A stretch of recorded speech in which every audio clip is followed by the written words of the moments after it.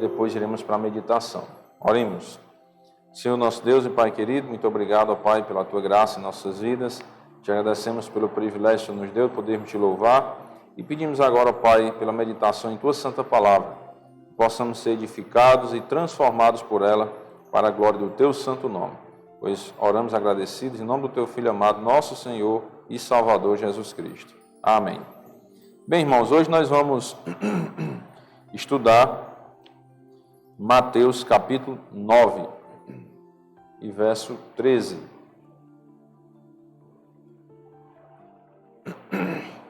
Mateus 9 e 13.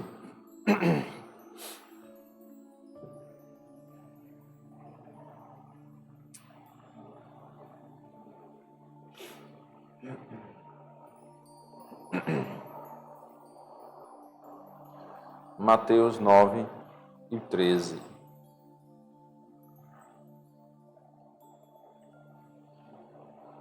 Diz assim a palavra de Deus: Ide, porém, e aprendei o que significa misericórdia quero e não holocaustos, pois não vim chamar justos, e sim pecadores ao arrependimento. Que Deus abençoe a sua santa palavra. Aqui o Senhor Jesus Cristo, Ele está querendo dar uma grande lição para as pessoas que estavam lá e para nós hoje, né? Vocês sabem que Deus foi quem instituiu aqueles sacrifícios no passado, né? Todos aqueles holocaustos que tinham que ser feitos lá no templo e tudo mais. Só que havia algo que era muito mais importante do que os sacrifícios. E ele diz aqui nesse versículo, né? Misericórdia.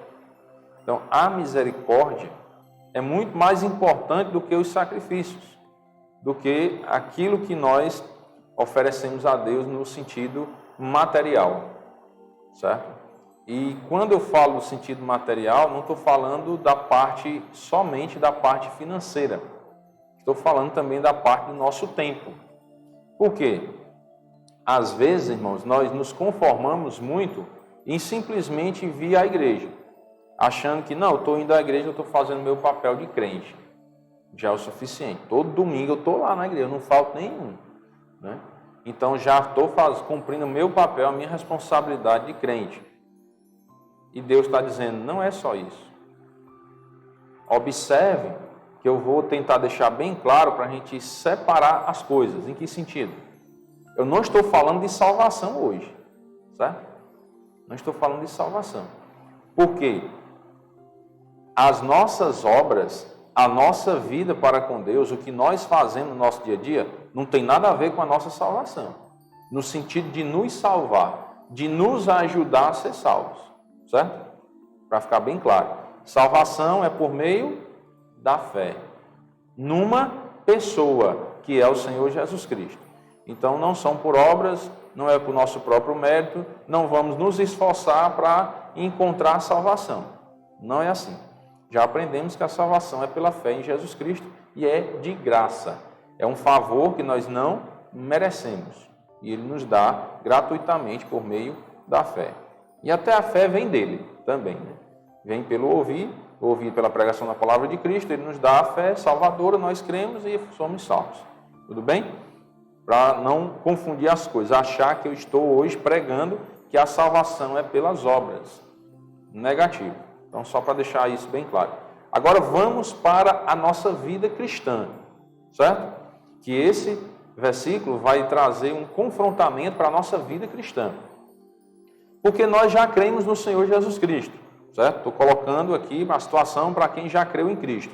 E agora estamos vivendo a nossa vida cristã. Eu sou um filho de Deus, já creio no Senhor Jesus, e agora vou viver a vida para Deus. Tudo bem. Alguns pensam que é só vir à igreja no domingo e tudo feito, né? Estou cumprindo o meu papel de crente. E Deus está ensinando que não é. Somente assim que eu provo que sou um crente, que eu vivo a minha vida cristã. Eu preciso ir além do holocausto, além do sacrifício, sacrificar o meu tempo. Vocês estão aqui hoje, estão sacrificando o tempo de vocês. Eles poderiam estar fazendo outra coisa, não poderiam? Sim ou não? Sim, mas vocês não estão. Estão sacrificando, fazendo um holocausto, dedicando o tempo de vocês a Deus. Entenderam?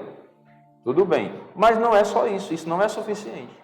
É o que Deus quer dizer aqui. Misericórdia quero e não holocaustos. Ele não está dizendo que não é para você vir para a igreja, certo? Porque senão ia se contradizer com Hebreus 10 e 25. O que é que diz Hebreus 10 e 25? Alguém lembra? Hebreus 10 e 25.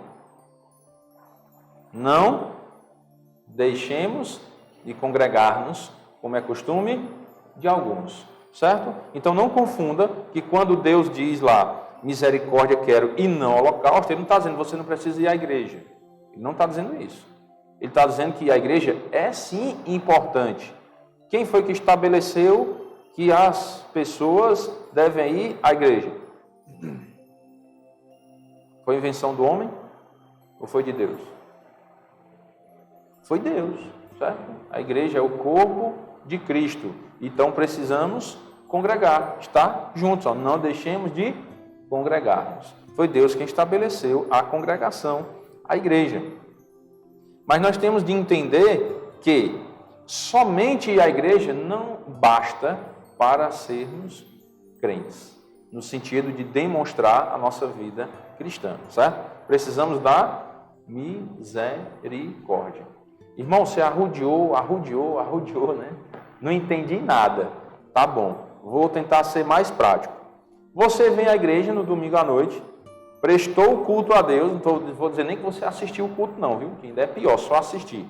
Você cultuou a Deus realmente, então você veio para o culto, fez o que era certo, tá bom. Saiu das portazinhas para fora, você tira a roupa de crente, como diz a história, né? Ou seja, agora você não é mais crente, você vai agir como uma pessoa do mundo, cometendo atrocidades lá fora, né? No sentido de pecados, e você não demonstra essa vida diferente, essa vida misericordiosa, você não tem atitude de crente lá fora. É isso que o texto quer nos dizer. Deus está querendo dizer o quê? Ainda era até melhor se você nem fosse para a igreja, mas se pelo menos você vivesse como crente lá fora. Indo para o extremo, viu? Estou indo para o extremo, que nós já sabemos que nós devemos vir à igreja. Mas se é para escolher, é melhor que você viva uma vida cristã lá fora, do que até vir à igreja. Repito, com isso eu não estou dizendo que você não deve vir para a igreja, certo? Não estou dizendo. Estou indo para o extremo e se fosse para escolher, melhor seria que você vivesse uma vida cristã lá fora. Sabe por quê, irmãos? Chegará um dia que nós não poderemos mais vir à igreja, certo? Porque a perseguição virá sobre os cristãos, de tal forma que nós não vamos poder mais nos reunir. As portas vão ter que ficar fechadas. Talvez até destruída a igreja. Isso acontece em outros países nos nossos dias. Certo? Então, quando esse tempo chegar, os crentes de domingo vão desaparecer? Como é que vai ficar o resto da semana? Ou seja, o que é que Deus está querendo nos ensinar com esse texto? Nós temos que ser crentes lá fora, das portas da igreja para fora, não só dentro da igreja. Dentro da igreja é muito fácil, né? Eu oferecer esse sacrifício. E às vezes as pessoas nos veem indo à igreja, rapaz, fulano de tal é fiel, viu? Não falta um culto, rapaz. Todo domingo, né? Todo domingo. Mas quando sai da igreja, a vida na lama. Deus não se agrada disso, certo? Então Deus não se agrada somente com a presença de uma pessoa dentro da igreja. Deus, Ele quer ver a misericórdia lá fora. Tanto dentro da igreja como lá fora. Nós precisamos aprender a viver a vida cristã lá no mundo. Não apenas aqui dentro. Aqui dentro é muito fácil, né? A gente se veste como crente, se senta como crente, assiste o culto. Eu sou crente, eu vou para a igreja, né? Mas não é só isso. Para demonstrar que é um crente, precisa viver a vida cristã lá fora, agindo com misericórdia, perdoando, tendo paciência, não é assim? E lutando contra a nossa velha natureza, para que assim possamos glorificar o nome de Deus. Então Deus, Ele está muito interessado em como tratamos outras pessoas mais até do que em verificar por quantas cerimônias religiosas nós passamos. Então Deus ele quer muito mais o nosso tratar com as pessoas, como nós nos relacionamos com as pessoas, do que até quantas vezes nós estamos vindo para a igreja. Certo? Então, além de vir para a igreja, nós precisamos agir como crentes fora da igreja. Ele prefere a misericórdia ao sacrifício. Ele coloca a moralidade prática acima da moralidade ritual. É muito fácil eu ter um comportamento moral cristão dentro da igreja. Muito fácil. Só chegar aqui, sentar e ficar calado, escutar todo o culto e ir embora. Mas é muito difícil ter um comportamento moral prático fora da igreja. É ou não é? Ou é fácil? Se fosse fácil, não estaria escrito. Certo? Para nós aprendermos e lutarmos contra a nossa velha natureza, lutarmos contra o mundo para fazer a vontade de Deus. É isso que Deus está querendo abrir os nossos olhos nessa noite. Pode parecer estranho ler que Deus não deseja sacrifícios, porque foi Ele mesmo que instituiu o sistema sacrificial, como eu falei no início, né? Mas não há contradição. Embora seja verdade que Ele ordenou que o povo trouxesse sacrifícios e ofertas, nunca foi o plano de Deus que estas coisas, esses rituais, né, esses holocaustos, esses sacrifícios, tomassem o lugar da justiça e da bondade. Então Deus não queria substituir. Vou instituir o sacrifício, vou instituir a igreja, vou dar aquela ordenança lá de Hebreus 10 e 25, não deixemos de congregar, para isso ficar acima da vida cristã, da prática da palavra de Deus. Não foi isso que Deus fez. Pelo contrário, você primeiro tem que mostrar que é crente aonde? Dentro da igreja ou fora da igreja? Fora, irmãos. Aqui dentro o mundo não está nos vendo aqui dentro. Ele vê a gente entrando, mas não está vendo nós aqui dentro. A gente podia fazer um carnaval aqui dentro e o mundo não está vendo não. Certo? Então você vai demonstrar que é crente lá fora, não é aqui dentro. Lá fora você vai realmente provar a sua fé. Aqui é uma escola. Nós chamamos a escola só no domingo de manhã, escola bíblica dominical. Mas, na verdade, todos os cultos são uma escola. São aulas que nós recebemos da Bíblia, aprendendo de Deus o que Ele quer para as nossas vidas, para nós moldarmos a nossa vida com o padrão de Deus, para vivermos segundo o padrão dEle e não segundo o nosso. Vamos observar Provérbios 21 e verso 3. Provérbios 21 e 3. Exercitar justiça e juízo é mais aceitável ao Senhor do que sacrifício. Então você pode até, não estou dizendo você trocar a Bíblia, certo? Mas estou aplicando aos nossos dias hoje. Isso aqui foi escrito na época lá que realizavam os sacrifícios no templo, certo? Vamos colocar para os nossos dias hoje como igreja. Exercitar justiça e juízo é mais aceitável ao Senhor do que ir à igreja. Certo? Que é o nosso sacrifício do tempo, é o nosso sacrifício financeiro, de nós contribuirmos com a obra de Deus. Então, é muito mais aceitável diante de Deus a justiça e o juízo, você agir como crente lá no mundo. E aí, todos esses outros sacrifícios também são importantes diante de Deus, mas não devemos colocar o sacrifício acima da justiça e do juízo. Certo? É o contrário. Primeiro, justiça e juízo. Agir e viver como crente fora da igreja, lá no mundo.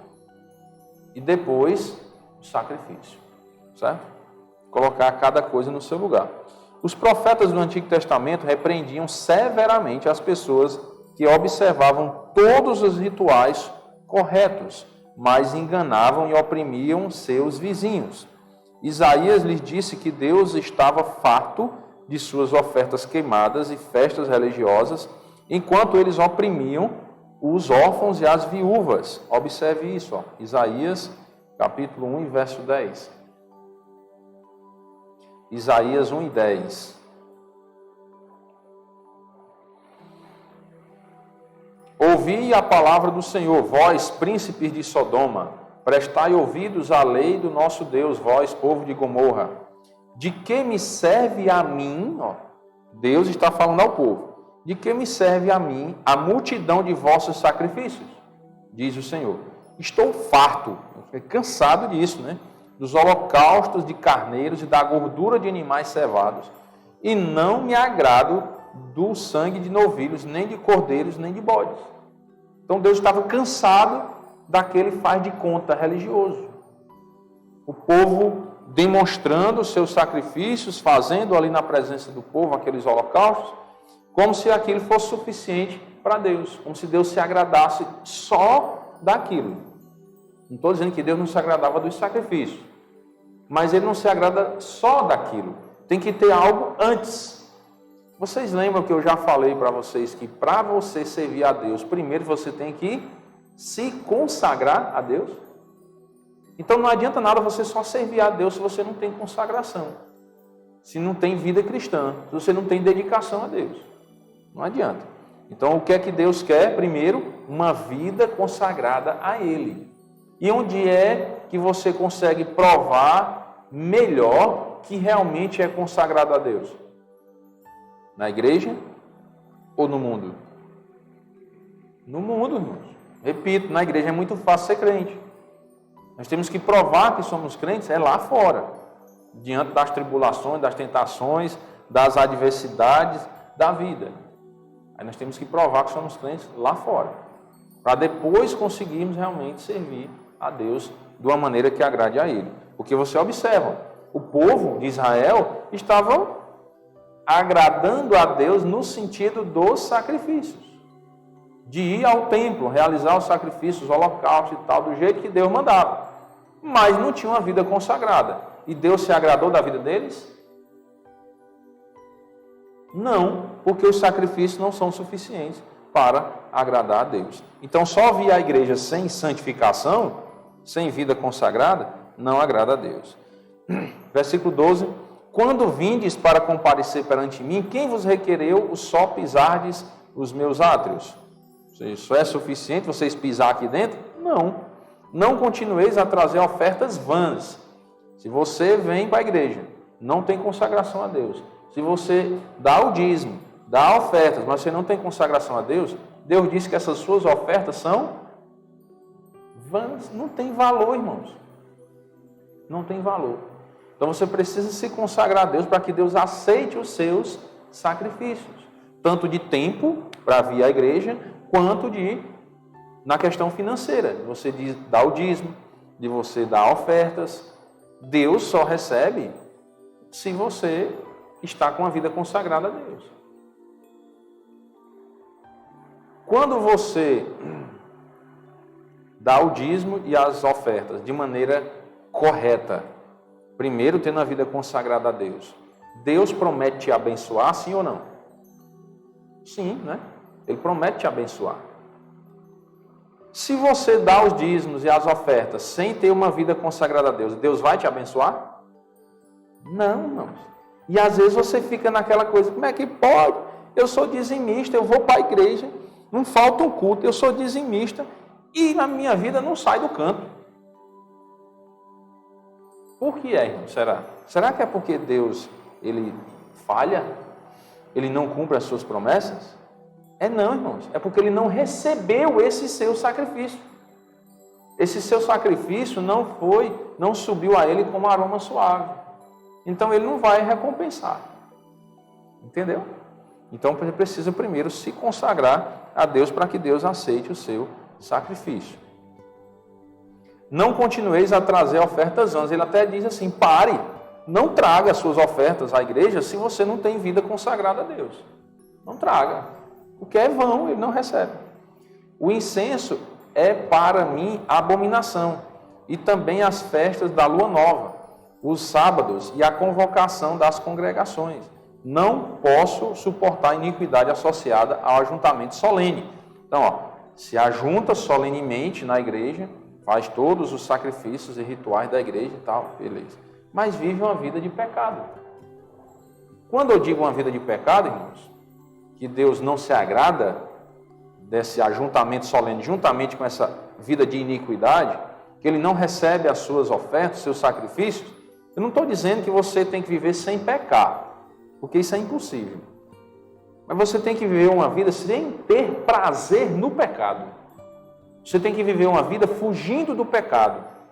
Você tem que viver uma vida lutando contra a velha natureza para não pecar contra Deus. Mas se você está vivendo aí, praticando os pecados e muito satisfeito com isso, e ainda diz assim, né? Tem uns que dizem assim, não, Deus é bom, Ele perdoa. Você está vivendo a vida de pecado, sabe que está errado e não luta para abandonar isso, está muito satisfeito, ainda se apoia na ideia de que Deus é amor e Ele vai perdoar. Isso está errado, irmãos.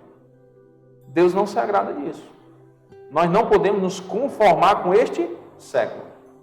Romanos capítulo 12. Não vos conformeis com este século. Nós não devemos nos conformar com uma vida de pecado. O mundo a cada dia está diminuindo o impacto negativo do pecado. Já observaram isso? Hoje está mais escancarado o pecado. Não vou falar alguns tipos de pecado, porque tem criança, né? Não posso ir a fundo. Mas vocês sabem o que está muito escancarado hoje aí de pecado, que antigamente era tudo abafado. Não podia. Era uma coisa terrível no passado. Era punido até com a morte no tempo lá dos judeus, lá no passado, no tempo da igreja, no tempo de Maria. Agora vocês estão começando a entender, né? O que é que eu estou querendo dizer? Estou arrodeando, porque tem criança, não posso falar.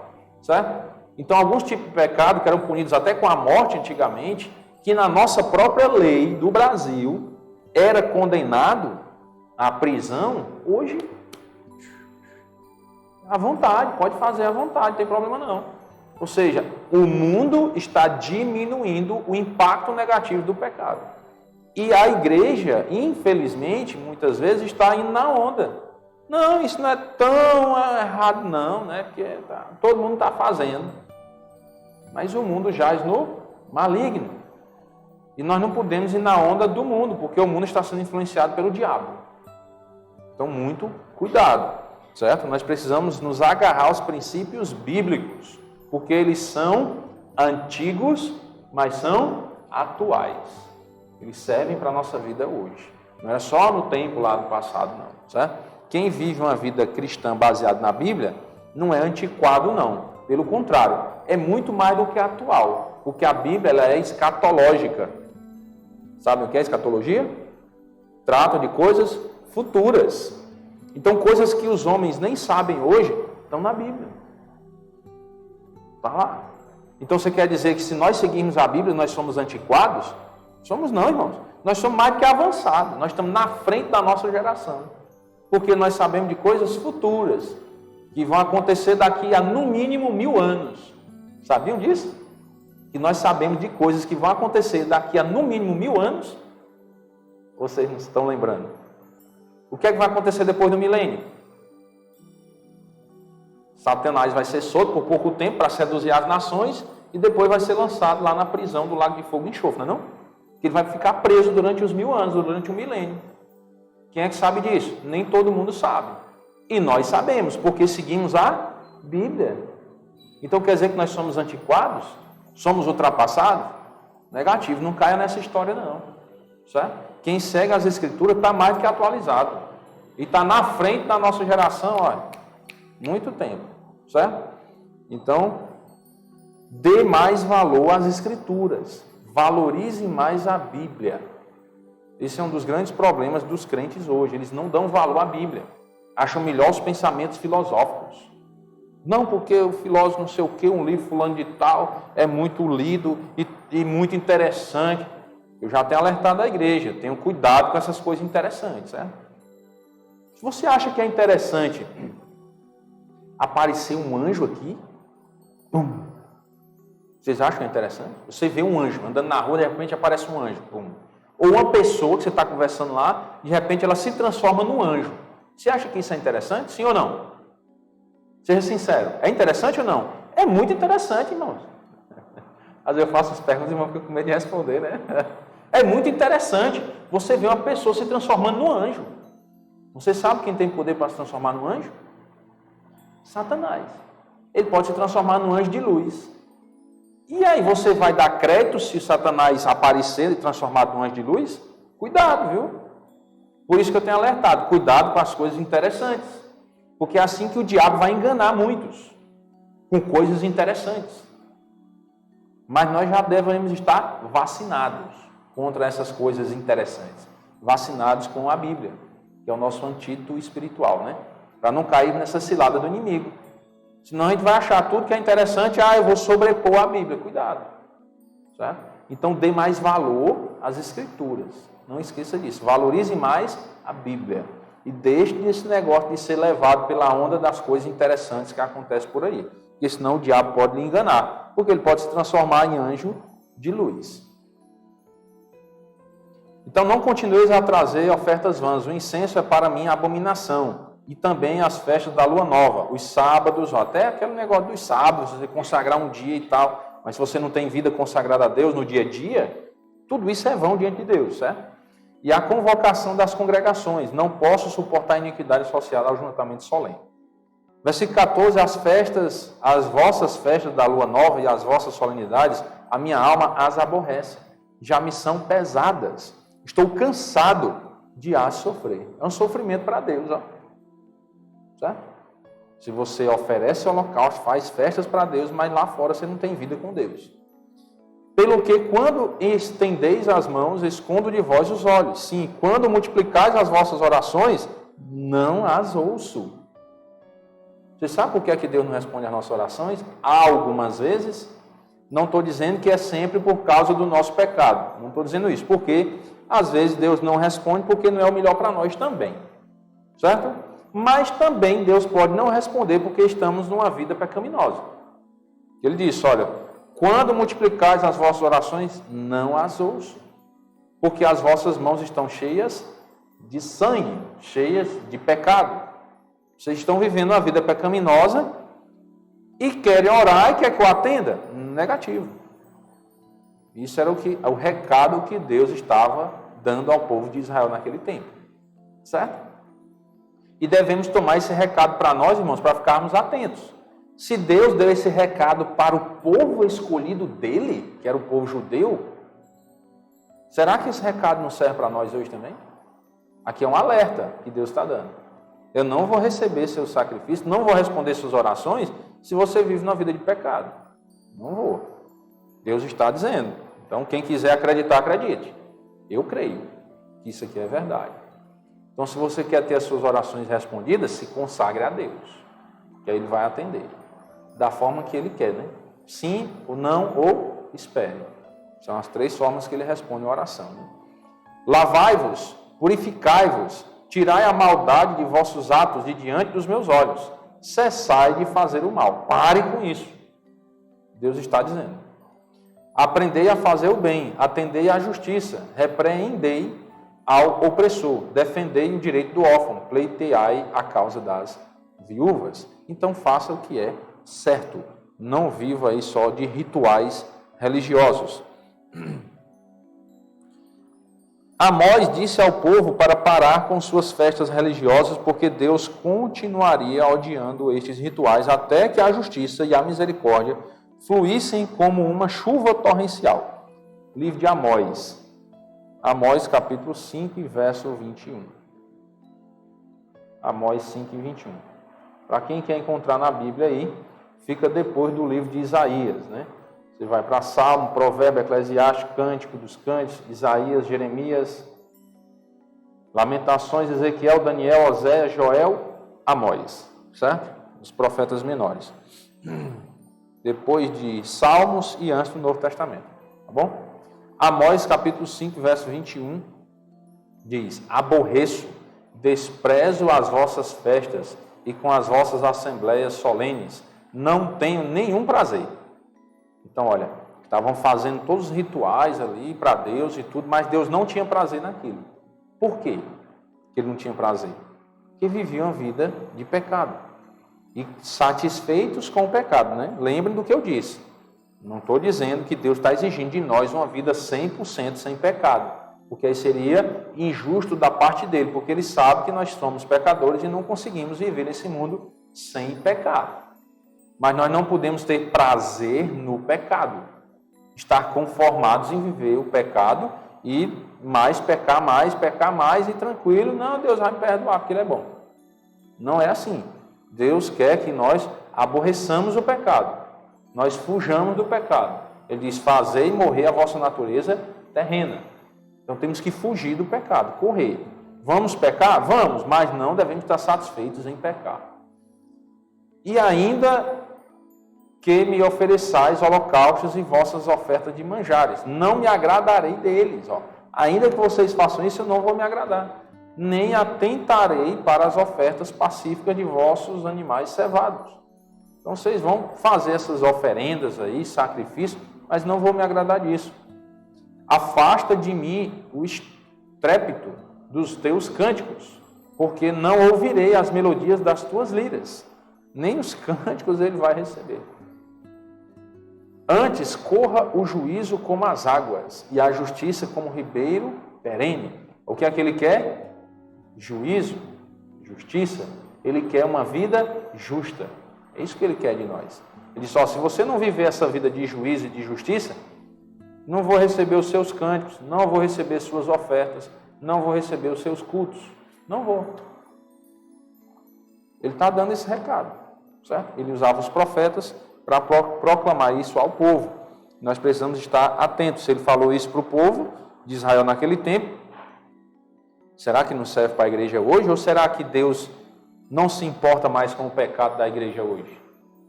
O que é que vocês acham? Será que a igreja pode pecar à vontade, que nós estamos na época da graça agora? Negativo, irmãos. Negativo. Certo? Então, muito cuidado. Vigiar e orar. Miqueias, por sua vez, alertou-os de que, acima de rituais, o que Deus quer é sinceridade, integridade, justiça, misericórdia e verdadeira humildade. Miqueias vai ficar aí depois de Amós. Se vocês já estão em Amós, vocês vão passar Obadias, Jonas e Miqueias. Miqueias capítulo 6 e verso 6. Com que me apresentarei ao Senhor e me inclinarei ante o Deus excelso? Virei perante ele com holocaustos, com bezerros de 1 ano? Agradar-se-á ao Senhor de milhares de carneiros, de 10.000 ribeiros de azeite? Darei o meu primogênito pela minha transgressão, o fruto do meu corpo pelo pecado da minha alma? Ele te declarou, ó homem, o que é bom e que é o que o Senhor pede de ti, que pratiques a justiça e ames a misericórdia e andes humildemente com o teu Deus. Irmãos, vocês observaram como esse texto é tão sério? Observe um detalhe aqui, Darei o meu primogênito. O que é que significa primogênito? Primeiro filho, não é não? O primeiro filho. Deixa eu tentar traduzir para vocês. Deus está dizendo o seguinte: não adianta de nada nem você dar o seu primeiro filho para mim em sacrifício.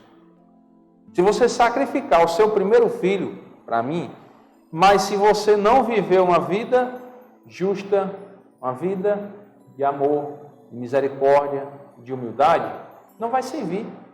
Vocês estão entendendo como é sério isso? O seu filho, se você entregar para o sacrifício a Deus, e se você não tiver uma vida consagrada, aquele sacrifício não serve de nada. Vocês estão entendendo a importância que Deus dá para uma vida consagrada a Ele? É muito importante, irmãos. Até mais do que o nosso próprio filho. Deus está dizendo isso aqui para que a gente aprenda que honrar a Deus deve estar acima de tudo na vida. O primeiro mandamento que aprendemos quando criança, qual é? Dos 10, qual é? Amar a Deus sobre todas as coisas, né? A gente aprende isso.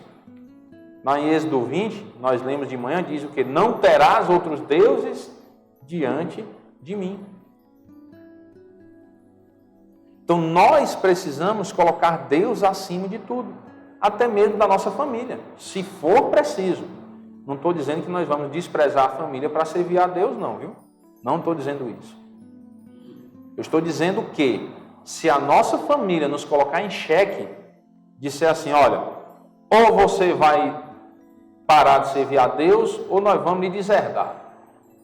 Bote a bolsinha de lado e sai de casa. Porque você não pode deixar de honrar a Deus para honrar a sua família, não. Primeiro você honra a Deus. Se a sua família aceitar você servir a Deus, tudo bem. Se a sua família não aceitar você servir a Deus, você vai fazer o quê? Você não vai parar de servir a Deus. Você continua servindo a Deus. E Deus pode te honrar e um dia Ele pode converter a tua família todinha. Só para você ter uma ideia. Certo? Aconteceu isso na vida de um pastor. A família desprezou ele quando ele entregou a vida dele a Cristo. Na época ele não era pastor, né? Não, era novo convertido e a família desprezou ele. Não lavava mais nem as roupas dele. Ele era solteiro na época, né? Mas ele foi firme. Eu não deixo o meu Deus, não deixo o meu Deus. Resultado, os pais se converteram depois. Entendeu? Então nós precisamos, irmãos, ter o olhar espiritual da vida. Não podemos ficar limitados a enxergar só o material, só o hoje. Temos que ter a visão, escatológica, futura. Nós somos bem atualizados, estamos muito à frente da nossa geração, por causa das informações da Bíblia. Então precisamos honrar a Deus acima de tudo.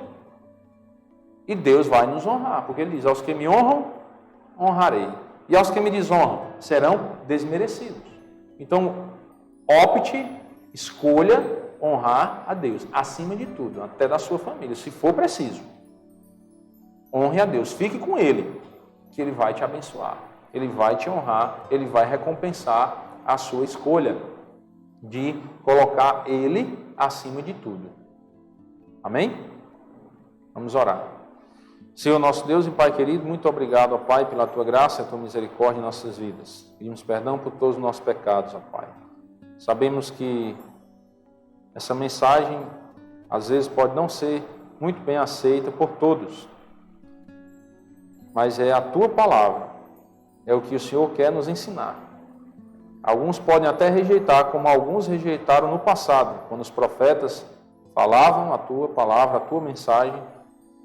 Muitos do povo não queriam, porque eram palavras duras. Por que duras? Porque o Senhor é duro? Não, porque o Senhor é justo e fiel. E o povo queria viver no pecado.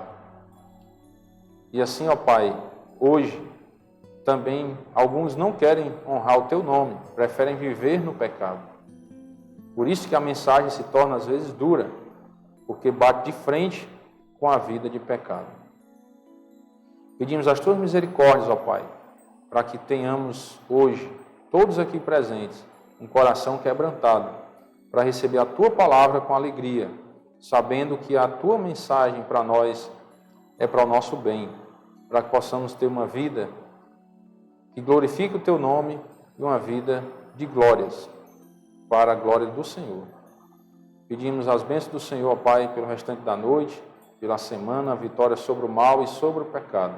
Entregamos nossas vidas em Tuas mãos e oramos em nome do Teu Filho amado, nosso Senhor e Salvador Jesus Cristo. Amém. Boa noite, irmãos. Que Deus abençoe a todos.